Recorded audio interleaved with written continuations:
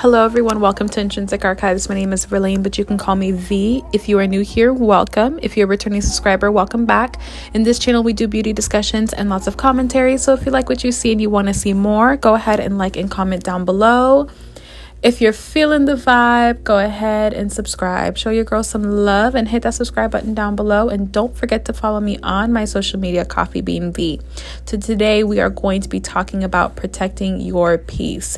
Now, typically when you are going through something traumatic or there are just people in your life that is trying your very existence, a lot of people to encourage you will say, protect your peace.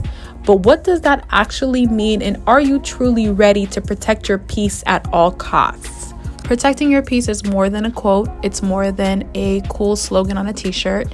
The dictionary definition of protecting your peace means caring for and safeguarding your physical, mental, emotional, and spiritual self in ways that pretty much define you. Protecting your peace is a very personal journey where you ultimately make the decisions to set boundaries for yourself and for others for the best interest of you. So when you're saying that out in the open, it sounds super easy. It sounds super simple. Okay, I just set boundaries and that's it. I will have peace of mind, a peace of heart. My life will be easy. But in reality, that's probably one of the most difficult things you will have to endure is basically protecting your peace. You have to basically put yourself in situations where you have to take control of your life. Everyone always whispers, protect your peace when time of trouble comes. But let's really break down what protecting your peace is. Are you willing to look at your significant other who you consider extremely toxic and say, I'm going to break this off, or I no longer want to be in this relationship because my peace is at stake and this is no longer uplifting me, benefiting me, giving me a good peace of mind? Are you willing to look at your family members, your friends, and be able to say, you know what, I'm separating myself from this relationship because you are toxic? Are you even able to look yourself in the mirror and be able to acknowledge and accept who you are, who you've become, and who you want to be? Because a lot of the time we talk about protecting your peace when it comes to other people, but sometimes, honey, you need to protect yourself from yourself. You need to be able to look in the mirror and be like, I like what I see. Or acknowledge that, hey, I have some demons, I have some problems, let me seek therapy, let me seek some type of external help. If I don't like my physical appearance, let me be able to go on a journey of loving myself, exercising, whatever the case is. Are you even willing and able to take that first step in acknowledging the problems in your life that may stem and start from you? These are all the lovely details people don't talk about when they bring up protect your peace. But what I've come to understand in this particular journey is that your energy, your life, your mental capacity, your physical capacity, that is all determined by you. And if you do not do what you have to do to protect those things, to safeguard it, to care for it, if you are miserable, that's all on you. There's no complaints. There's nothing you can do to better that situation unless you take that initiative. Not everyone deserves your energy. Not everyone deserves your time, your emotion, your space. And that's something I had to really realize, especially last year and early this year. I cannot allow other people to make me miserable. And when I say that, I don't necessarily mean surface level. I'm talking about truly and deeply. I had to come to the realization that there are certain people who are not my friends. There are certain individuals who do not have the best intentions for me. There are certain family members who truly and honestly are making this into a competition, or they are using myself as a punching bag for their past traumas.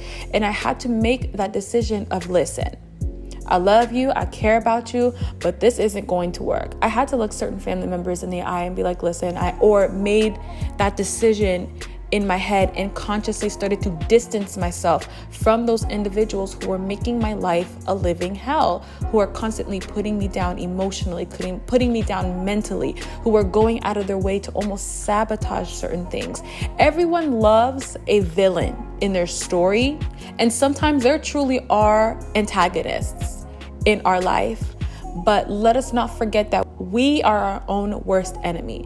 There are certain changes I had to make within myself as well, and acknowledge, girl, okay, you started to cut off the loose ends. You started to cut off the weeds. Now you got to work on yourself, because now that I've cut off the people who I consider toxic, why do I feel the same way I do? Why is it that I feel some sense of relief, but I'm left with the emotions, I'm left with the guilt, I'm left with the pain, I'm left with the trauma, I'm left with the demons that I'm now retaliating on people who are close to me, who do have the best intentions for me, who do care for me. If you don't handle those issues, you thus will become the villain in their story. Now that I've completely attacked you and made you reevaluate your entire life, let's talk about the necessary steps you need to take to be able to go on that journey of protecting your peace. First things first, you need to completely reevaluate your values, priorities, and what is leading you to a better life. What is the source of your pain? What is the source of your mental health deteriorating? And what makes you happy?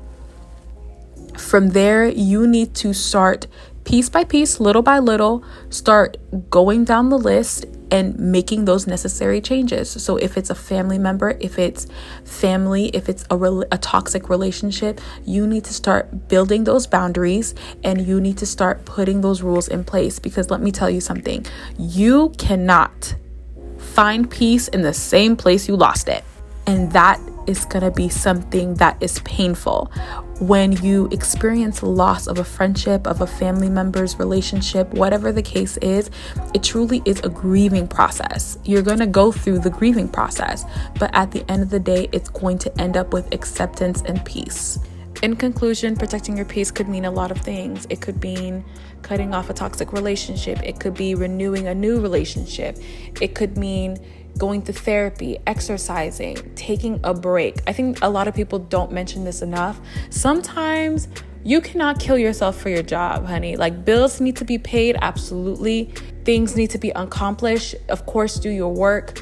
But sometimes you can't be picking up 30 million shifts of overtime. That's something I had to learn as well. I had to learn to take a break. I had to learn to spoil myself. I'm not living in crisis anymore. I can spend an extra $20 on an outfit that I really want.